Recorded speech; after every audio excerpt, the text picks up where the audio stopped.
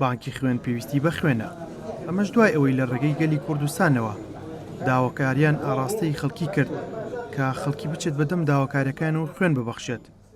لەو چوارچێوەیە لیوای یەکی پاراستنی سلێمانی دەم و دەست چوون بەدەم داواکاریەکەی بانکی خوێنەوە ئەفسەر و کارمەندانیان خوێن دەبەخشێت.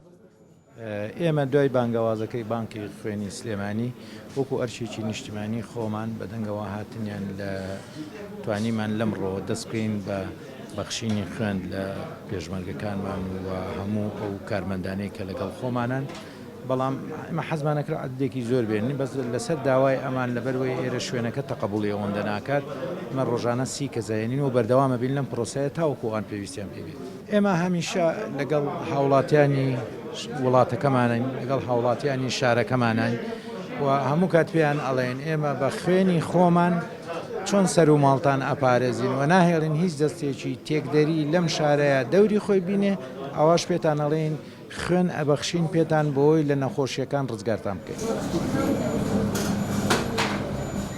لایەنە پەیوەندیدارەکانی بانکی خوێن لە شاری سلێمانی سوپاسی بە ناوچوونی خەڵکی و لایەنەکانیان کرد کە هەمیشە هاوکار و پشتیوانیان بوون.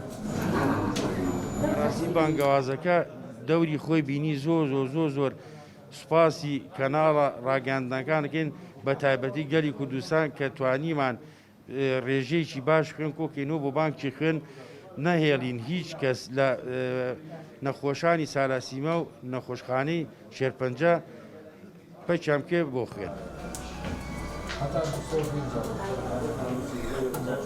چۆن لە ریزەکانی پێشەوە بەرگریان کردو ئەوە تا ئێستا لیوایەکی پاراستنی سلێمانی ئەفسەر و کارمەندانی دەیانەوێت بە خوێن ژیانی هەموو ئەوانە ڕزگار بکەن کە پێویستیان بە خوێنە.